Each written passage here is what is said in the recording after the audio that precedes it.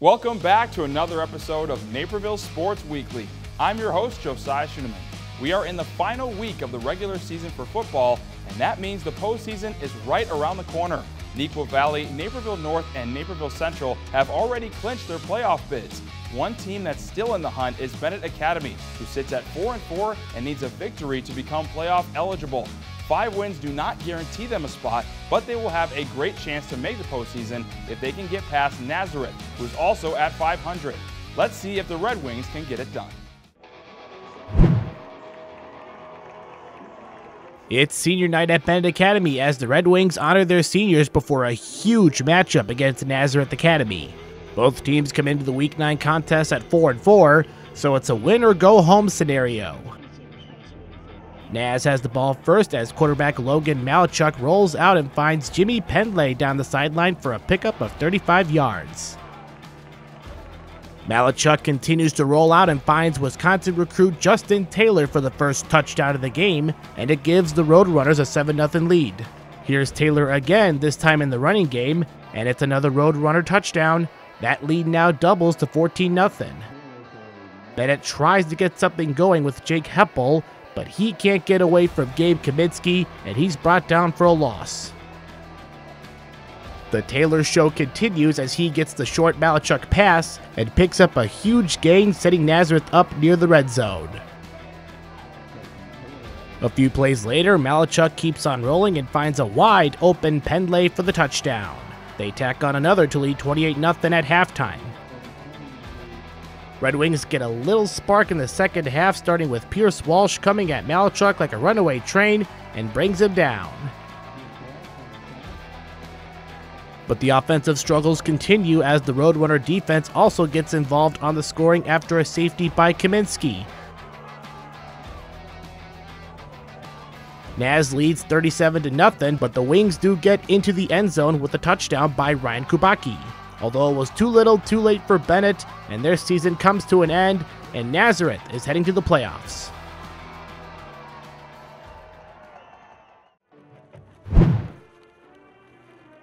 The Metea Valley Mustangs host the Neuqua Valley Wildcats in the final regular season game of the year. The Wildcats enter the game after falling on the road to DeKalb 14-0, while the Mustangs were also shut out last week at home by Naperville Central.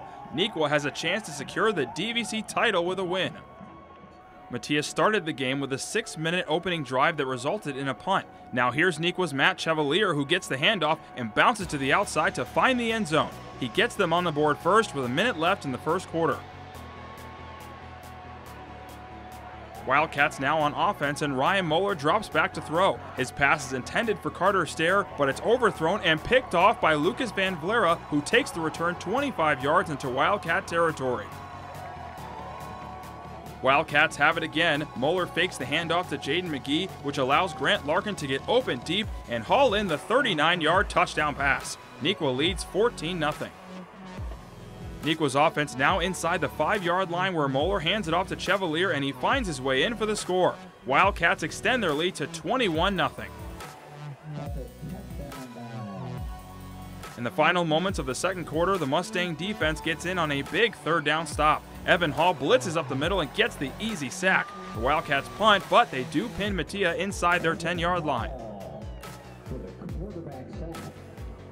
Next play, with just a couple seconds left till half, Larson gets pressured and throws the ball to Robert Lynch, but it's intercepted by Nicholas Lendino. He shows off a couple moves and is able to take it in for the pick six. Wildcats up 28-0 at half.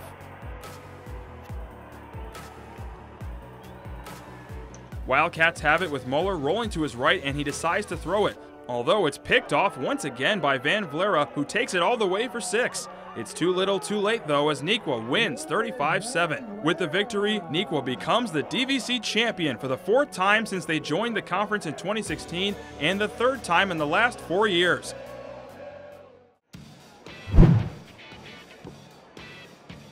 It's time for the Crosstown Classic Part 2 as Naperville North and Naperville Central meet up on the gridiron to wrap up the regular season.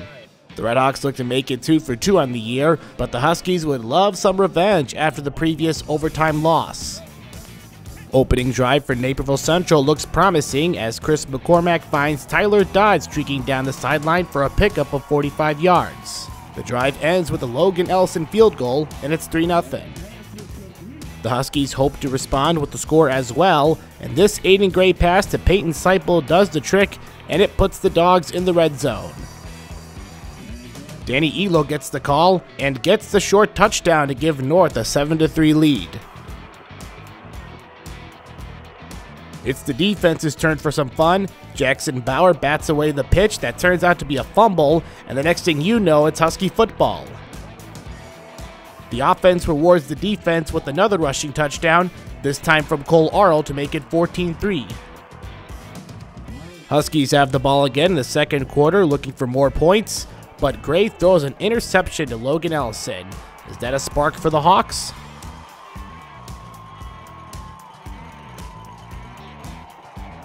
Chris McCormack tries to hit sophomore Aaron Nussbaum, but Cole Clemens picks it off. Blue and Orange still hold a 14-3 lead heading into halftime.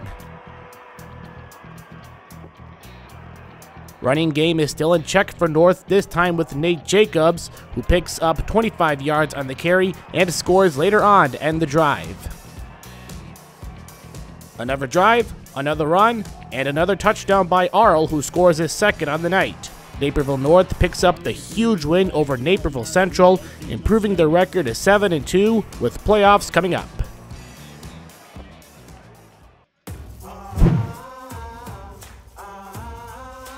It's the final week of the football regular season. Waubonsie Valley closes out their 2022 campaign on the road at DeKalb. A win for the Barbs, and they automatically clinch a playoff spot. Starting this game with Waubonsie forced to punt. Ethan McCarter is back to receive for the Barbs as he avoids a tackle and he returns the punt to the 10-yard line.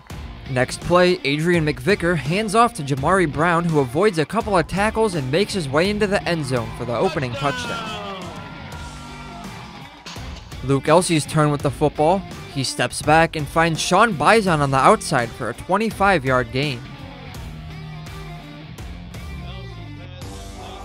Same drive for Dub V, but in the second quarter, John Dardis steps on the field to attempt a 30-yard field goal, and he nails it.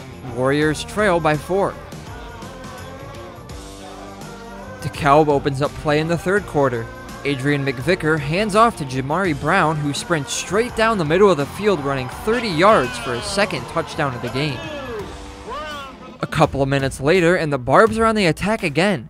This time, McVicker hands off to Talon Tate, who shows off his speed, running straight through the entire Waubonsie defense for a 55-yard touchdown. Just like that, DeKalb is up 21-3. Luke Elsey and Waubonsie trying to get something going. Elsey throws to the outside, but it's intercepted by Austin Martin. Another big play defensively for the senior.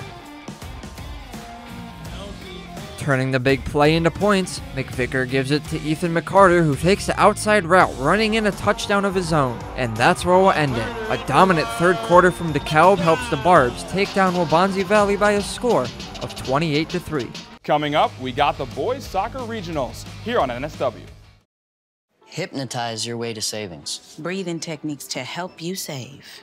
Looking to make saving a habit? Yeah, what's the secret? No secret. Just open a savings account at BMO and we'll give you a cash reward for every month you save. A cash reward? Just for saving? Mm-hmm. And when you open a checking account, we'll give you a $200 bonus to get your new savings habit started. Love that. What's your book? How to get a $200 bonus and a monthly cash reward for saving with BMO. He literally wrote the book on saving. That's me on the cover. When a bank helps you make real financial progress, that's the BMO effect. We live in a safe community, but not a crime-free community. If you see something, say something. Be a Naperville Crime Stopper. We stay on the turf and check out the boys soccer regionals. First, we have Metea Valley hosting West Aurora. The Mustangs are looking to pull off the upset in the regional championship.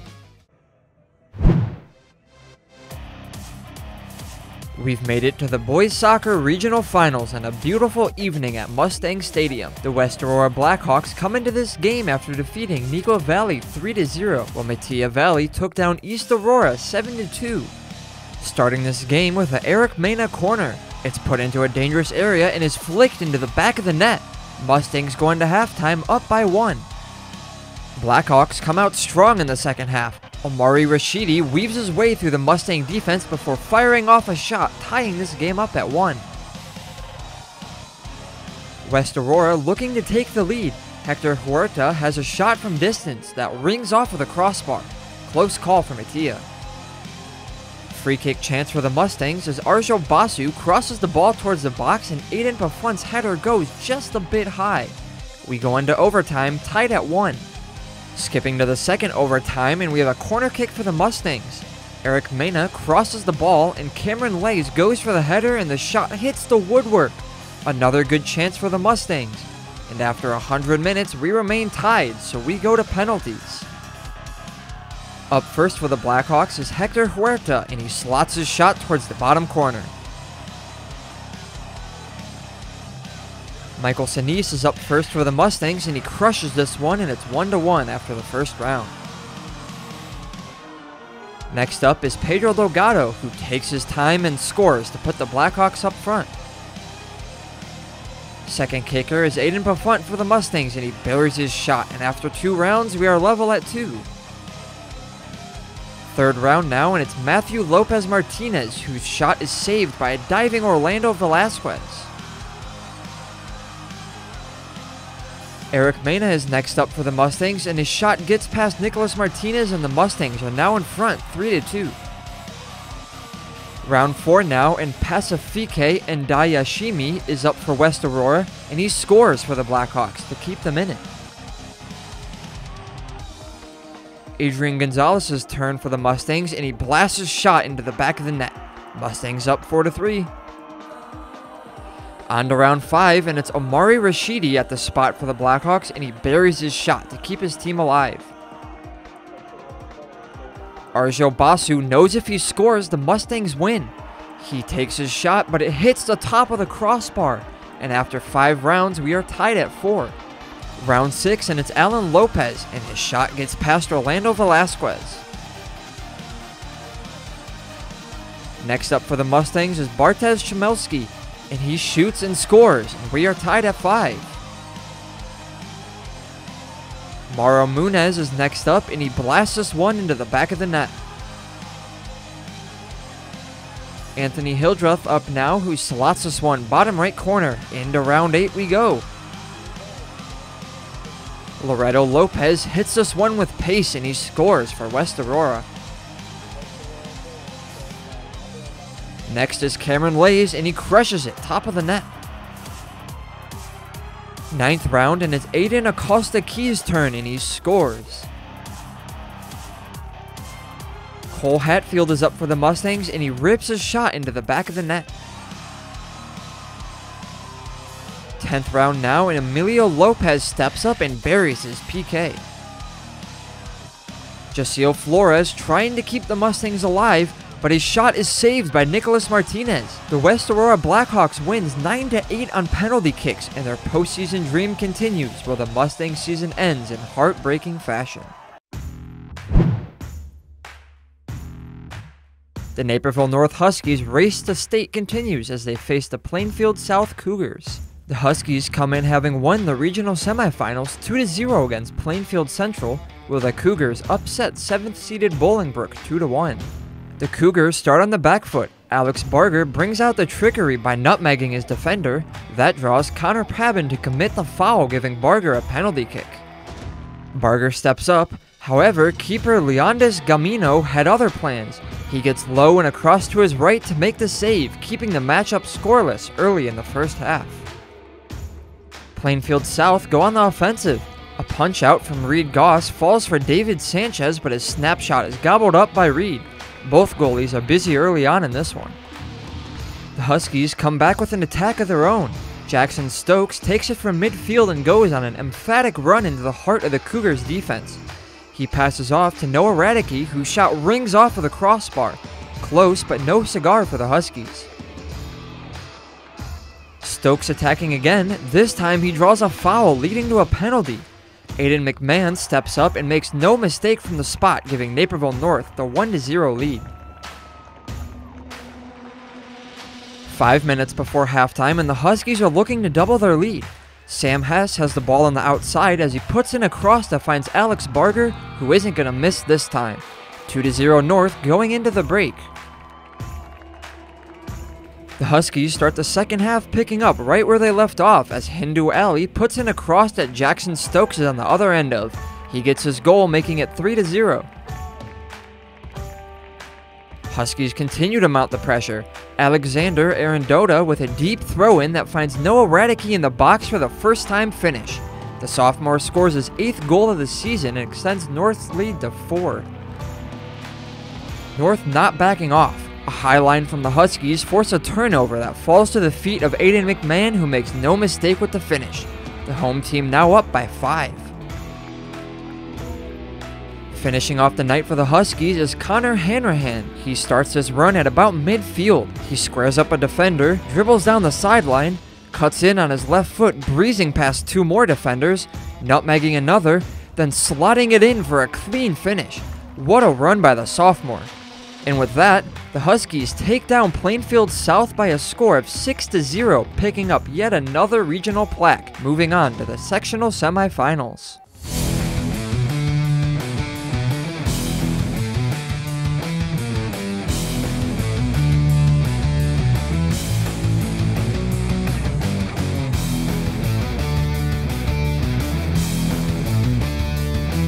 The play of the week features Mustang Cole Hatfield making the most of a big opportunity. In the regional semifinal against East Aurora, Hatfield with a fantastic strike to beat the goalkeeper for his first goal of the season. He wasn't finished though. Later, off a corner kick from Daniel Wilkinson, Bartosz Milewski heads it towards Hatfield and he slots in his 2nd goal of the night.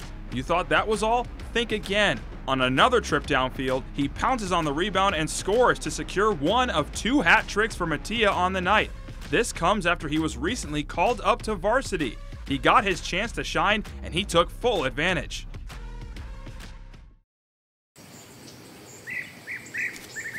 We were there when your kid discovered poison ivy. Now remember, leaves of 3. Let it be. We were there for that, and we're here for everything else. Here, it's personal, because we get to know you. Local news is your lifeline. Let the Daily Herald help you navigate your world with solid reporting, good advice, and a much-needed diversion or two. Naperville Central football is back in the playoffs for a 2nd consecutive season. While so many players and coaches are responsible for the team's success, one of the big surprises of the fall are the 6 sophomore starters leading the Redhawks on their postseason push. Patrick Cotto has more in our latest feature story, sponsored by Edward Elmhurst Health.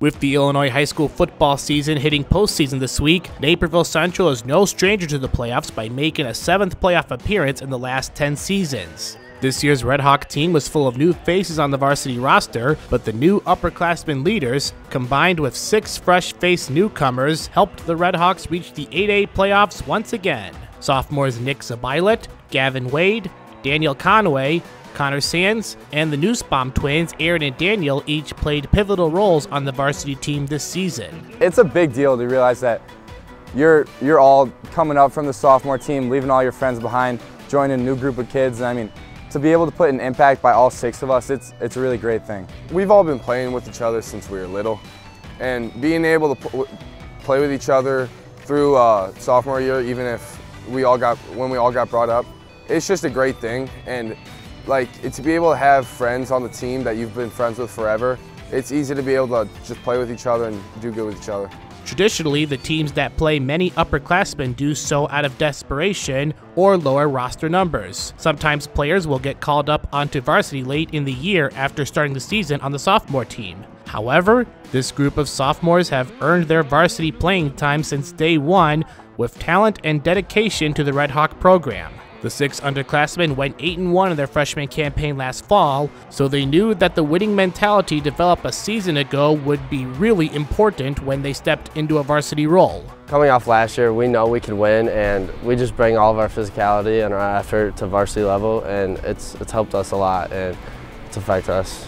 We were all confident, you know, playing down with the freshmen. We just dominated, and Varsity coaches, they saw that, they saw our potential, and they believed in us, which meant a lot, and we believed in ourselves. The Nussbaum boys play on both sides of the ball and are also the youngest sons of legendary Red Hawk coach Andy Nussbaum, growing up in a household full of athletes. Gavin Wade plays linebacker and also scored the Hawks' first touchdown of the season, while Zabilet plays as a defensive back. Sands and Conway both play in the trenches, with Connor on the O-line and Daniel on the defensive front.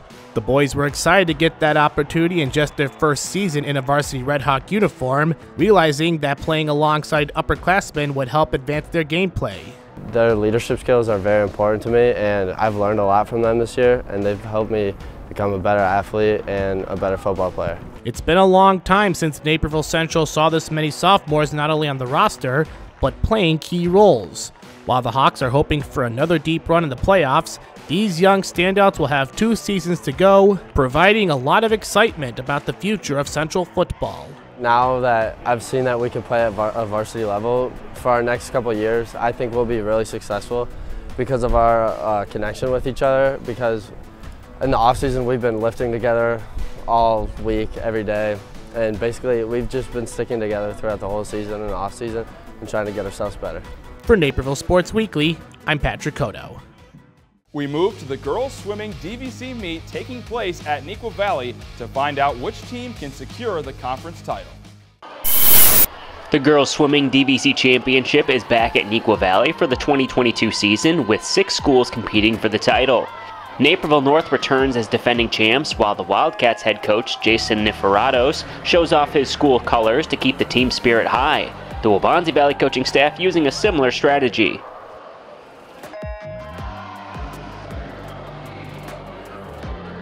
We get off the blocks with the 200-yard individual medley. Neuqua Valley already off to a strong start with the win in the 200 medley relay. The butterfly is the first leg with Megan Ferrucci from Neuqua in lane 3 and teammate Audrey Creeves in lane 6. Kelsey Wessel in lane 4 from Naperville North and Juliana Russo in the green cap from Naperville Central in lane 5. At the end, it's the Wildcats finishing 1-2 with Creeves getting to the wall first at 2 minutes 15.06 seconds, Russo in 3rd and Wessel in 4th.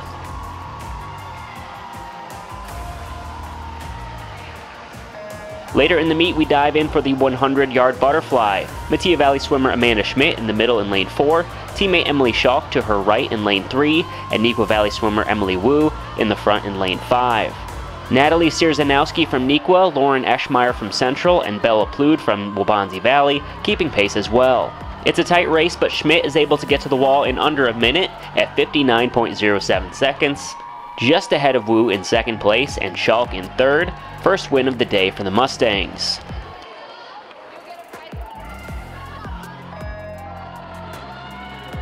Next up is the 100 freestyle. Amy Duhamel from Naperville North takes the early lead off the blocks in lane 4, neck and neck with Ruhi Chathan from Neuqua Valley and Sophia Hayes from Naperville Central, as well as Wildcat Anna Karubas and Avery Ball from Waubonsie Valley.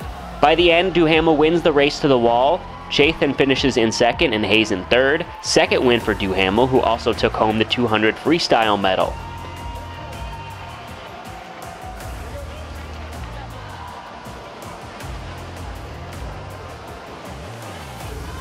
Now the longest race of the day, the 500-yard freestyle. Neuqua with a pair of top competitors in Kate Piros and Crystal Yu. Redhawks featuring Elena Viome and Juliana Russo. However, after 5 minutes of racing, Caroline Pendlay from Naperville North outpaces her opponents with a win by over 6 seconds over Piros and Yu, Huskies making a push for the tops of the standings.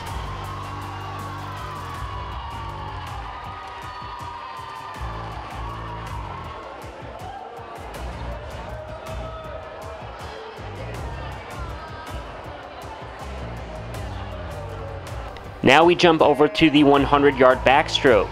Naperville Central swimmer Eden Goach in the middle in lane 4 after winning the 50-yard freestyle earlier in the meet. Mattia Valley with some strong swimmers in this event as well, especially Allison Leslie and Amanda Schmidt in lanes 3 and 5. Avery Ball from Waubonsie Valley right here in lane 2. Goach is back in the top spot once more at the wall with a time of 58.63 seconds. Naperville Central moves into 2nd place as a team.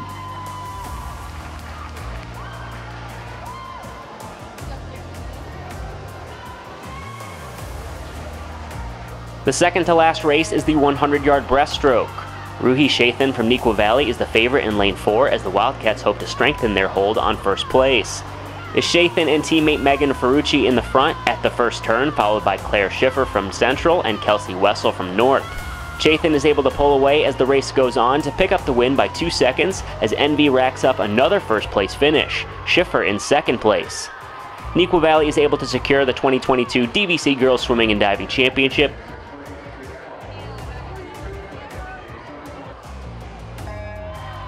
Thanks to sweeping all 3 relays. Here we see the 200 free, which features Alice Meng, Anna Karubas, Lizzie Rosenberg, and Emily Wu.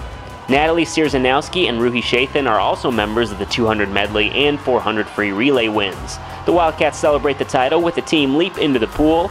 Naperville Central finishes in second place, while Naperville North takes third.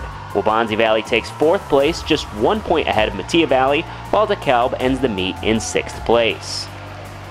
Metea Valley will host the sectional meet in 2 weeks.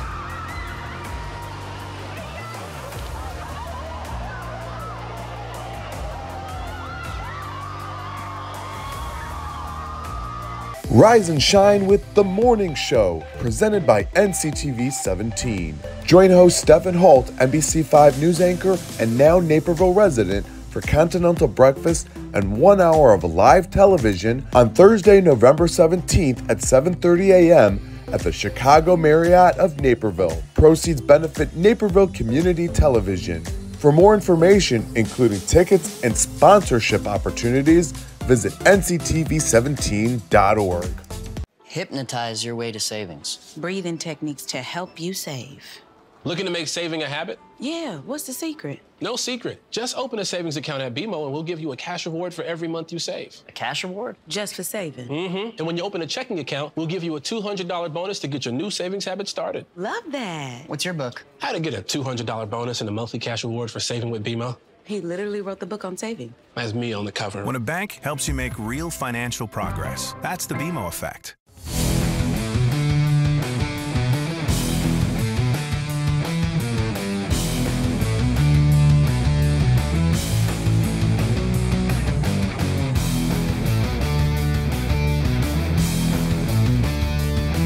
For the play of the week, it's girls volleyball with Naomi Dowd showing some impressive hang time at the net. She initially attempts a kill, but Neuqua is on the return. Dowd then moves to the other side of the court, and she's ready for the spike as she rises up while using her left hand for the block. A great play, being able to hang in the air and stop the kill attempt. That'll do it for the show this week. Next week is always one of the most exciting of the fall, with playoffs for both football and girls volleyball, while boys soccer and cross country begin sectionals. Don't forget, we're always online. Check us out on our website for extended highlights and stories at nctv17.org. You can also find us on social media at nctv17 on Facebook, Twitter, and Instagram. For Naperville Sports Weekly, I'm Josiah Schuneman. See you next week.